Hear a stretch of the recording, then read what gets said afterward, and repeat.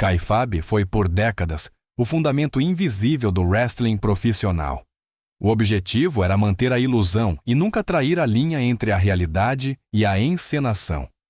No entanto, em uma era de redes sociais, vazamentos e câmeras permanentes, isso se torna cada vez mais difícil.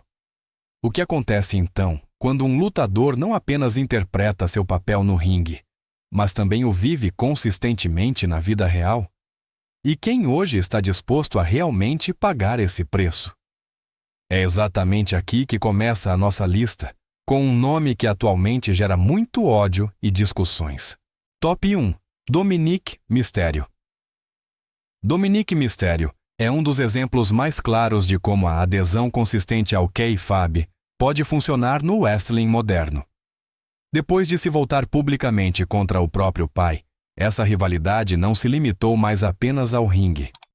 Mesmo fora dos shows, Dominic permaneceu implacável em seu papel. Em entrevistas, ele falava de forma depreciativa sobre Rey Mysterio, questionava seu legado e se apresentava como o verdadeiro herdeiro, que há muito tempo já superava seu pai. O que é particularmente eficaz é que Dominic não demonstra nenhum distanciamento de seu papel. Ele não relativiza nada, não sorri de forma cúmplice e nem tenta ganhar simpatias. Em vez disso, ele insulta seu pai, faz paralelos com Eddie Guerreiro e deliberadamente cria dúvidas se por trás de suas palavras não há algo mais do que apenas um personagem roteirizado. É exatamente essa atitude que faz com que muitos fãs sintam raiva real e se sintam emocionalmente envolvidos. Através dessa representação intransigente, Dominic se estabeleceu como um dos heels mais odiados de sua geração. Ele aceita as vaias e renuncia conscientemente a ser popular para manter a história credível. Mas até onde se pode ir sem ser consumido por esse papel? E quais lutadores viveram o Kayfabe de forma ainda mais extrema do que ele? Top 2. MJF Maxwell. Jacob Friedman, mais conhecido como MJF, é um dos últimos lutadores que defendem o Kayfabe publicamente de forma quase intransigente. Enquanto muitos talentos hoje alternam entre o papel e a pessoa privada, MJF permanece o tempo todo o mesmo heel arrogante e desrespeitoso. Seja em eventos de fãs, entrevistas ou nas redes sociais, Friedman se apresenta consistentemente como se não houvesse diferença entre a figura do ringue e a vida real. Fãs são insultados abertamente por ele. Jornalistas são provocados e qualquer forma de proximidade é deliberadamente negada. Particularmente notável é sua interação com a imprensa do wrestling.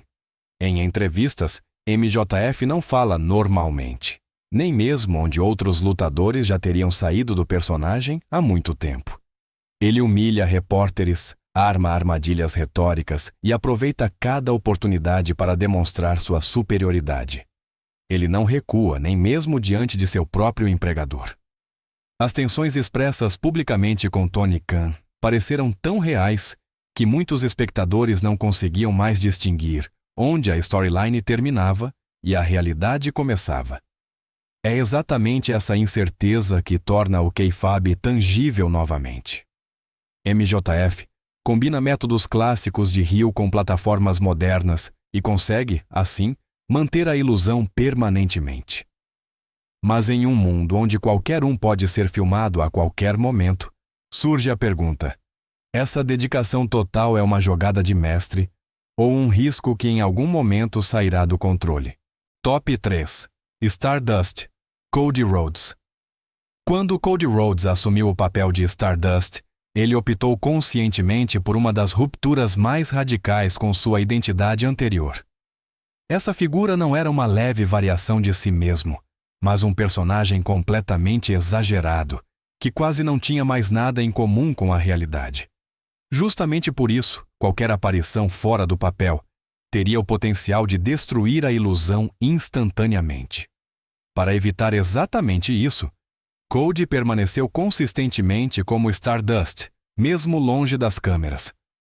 Em aparições públicas, entrevistas e formatos de mídia, ele aparecia totalmente fantasiado e falava em uma linguagem estranha, de aspecto cósmico, que parecia bizarra para muitos espectadores.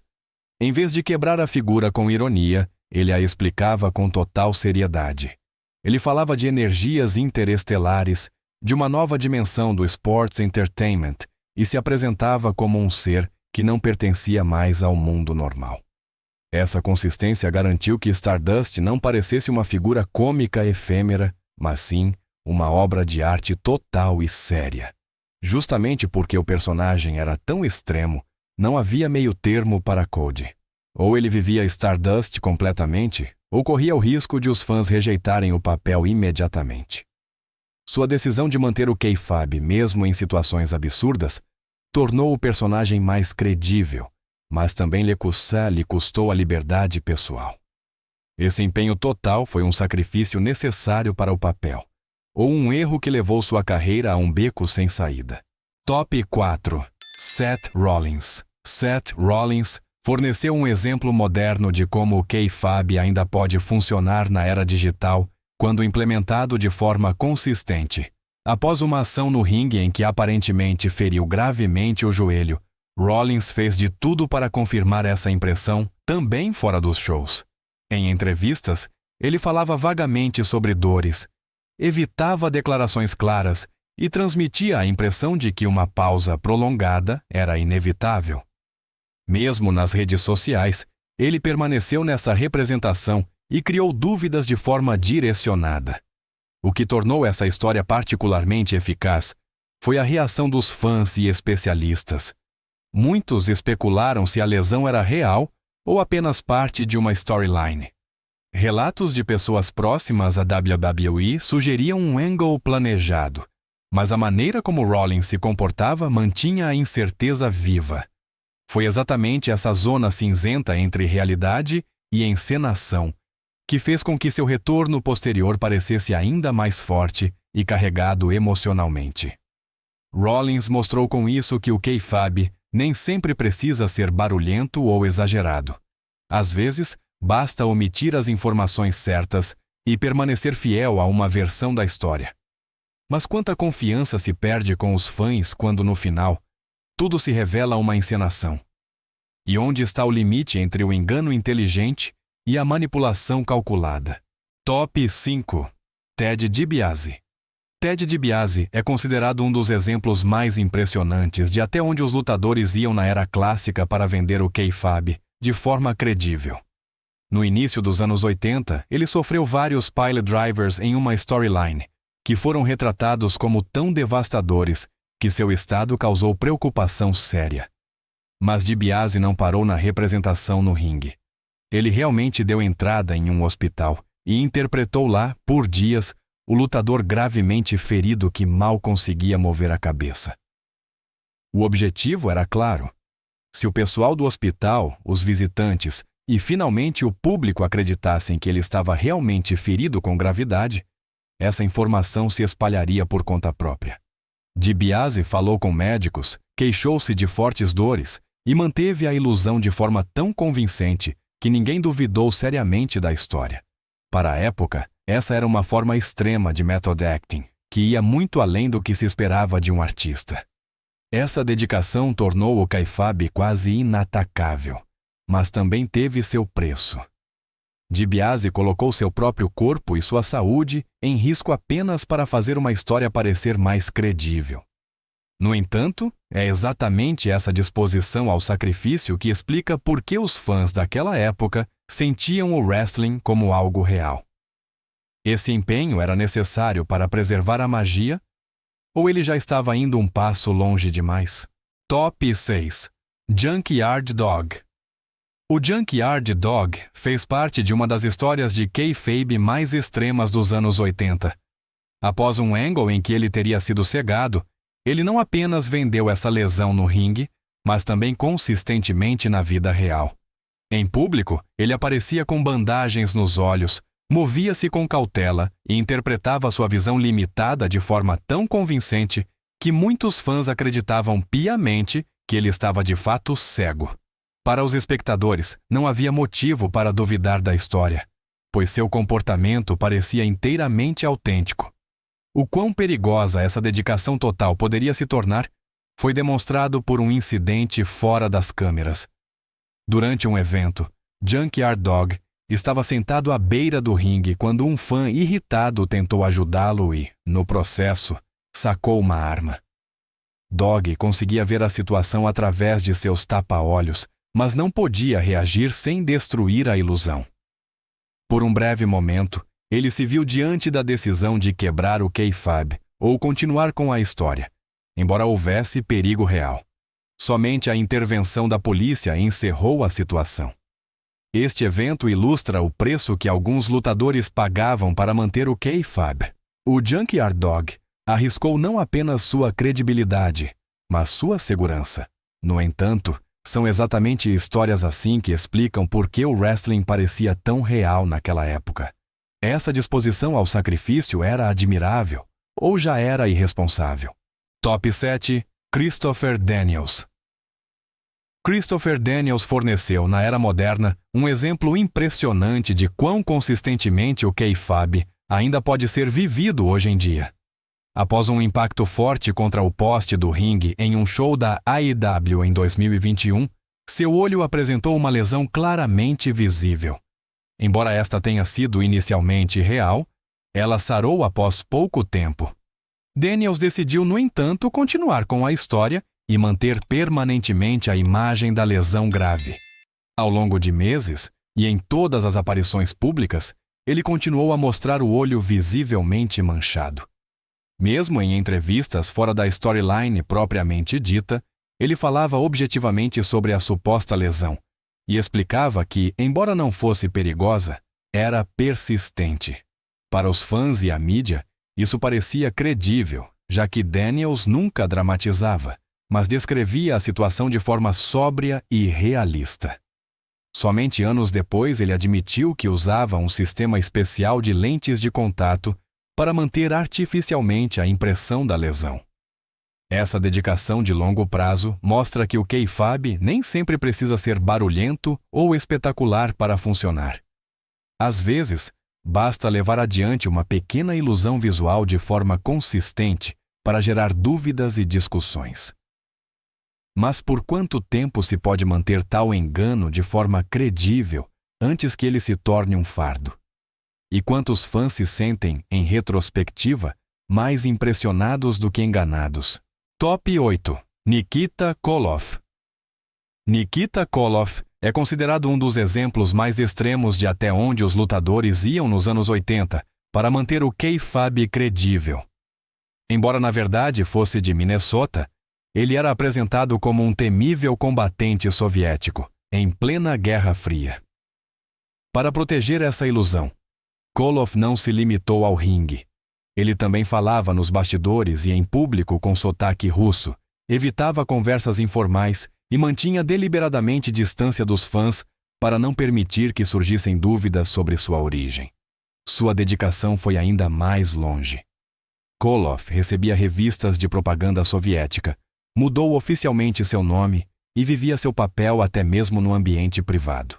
Quando visitava parentes ou saía para comer em público, ele permanecia no personagem e continuava a falar com sotaque. O objetivo era claro: ninguém deveria vê-lo agindo de forma normal.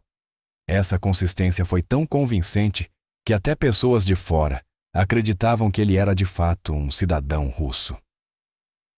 Foi justamente esse isolamento total que tornou Nikita Koloff uma figura credível e temida. No entanto, isso também o isolou da vida normal. Quanta identidade se abre mão ao viver um papel de forma tão completa, e após anos é possível simplesmente retornar? Top 9. Grizzly Smith. Grizzly Smith levou a adesão ao kayfabe a um nível particularmente sombrio e perturbador. Diferente de muitos outros, ele não vivia seu papel apenas diante de fãs ou colegas, mas também dentro de sua própria família. Seu filho Jake Roberts cresceu com a convicção firme de que as lesões e os perigos de que seu pai falava eram reais. Smith chegava em casa enfaixado, fingia dores e descrevia as próximas lutas como ameaças à vida. Para uma criança, Aquilo não era encenação, mas uma realidade amarga. Ao longo de anos, Jake acreditou que seu pai poderia morrer a qualquer momento no ringue. Essa carga psicológica era enorme e o marcou permanentemente. Mesmo quando Jake começou a trabalhar no próprio wrestling, ele não foi informado. Ele arbitrava lutas como se fossem combates reais e agia de acordo. Só muito mais tarde ele descobriu a verdade, um momento que fez seu mundo desmoronar e danificou permanentemente a relação com seu pai. Grizzly Smith mostra o lado mais extremo do kayfabe. Aqui não se tratava mais de entretenimento ou credibilidade para o público, mas de controle e engano no espaço privado. Onde termina a dedicação a um papel e onde começa o abuso emocional. E pode o kayfabe ir tão longe sem deixar danos irreparáveis? Top 10. The Undertaker. The Undertaker é a personificação do kayfabe e, ao mesmo tempo, o lutador que manteve essa ilusão por mais tempo e de forma mais consistente. Ao longo de décadas, era quase impossível vê-lo fora de seu papel. Entrevistas, documentários ou aparições públicas sem o gimmick praticamente não existiam. Mesmo longe das câmeras, Mark Calaway continuava a viver o mito, vestindo-se geralmente de preto, falando pouco e preservando uma aura que mantinha muitas pessoas à distância. Essa consistência não foi por acaso, mas uma decisão consciente. O personagem do Undertaker era tão imenso, tão místico e ameaçador, que qualquer forma de normalidade poderia tê-lo desencantado. Calaway sabia que a credibilidade dessa figura dependia de quanto as pessoas acreditavam nela também na vida real. Os fãs contavam histórias sobre como se esquivavam dele no aeroporto ou não tinham coragem de abordá-lo porque, mesmo sem o traje de ringue, ele parecia intimidante. Somente muitos anos após o fim de sua carreira ativa, é que o Undertaker começou a sair lentamente das sombras e a falar como ser humano. Mas mesmo assim, permanecia perceptível o quanto o kayfabe moldou sua vida. Ele não era apenas um papel, mas uma identidade que fundiu realidade e ficção ao longo de décadas. Esse empenho total foi a chave para sua lenda, ou um sacrifício que quase ninguém mais poderia ter feito. Esses lutadores mostraram que o kayfabe pode ser mais do que apenas uma parte do show. Para alguns, tornou-se um estilo de vida, para outros, um perigoso equilíbrio entre o papel e a realidade. Qual dessas histórias mais te surpreendeu? E você acredita que o kayfabe ainda tem algum futuro no wrestling moderno? Se você gostou deste vídeo, deixe um like, inscreva-se no canal e fique atento para mais histórias emocionantes do wrestling.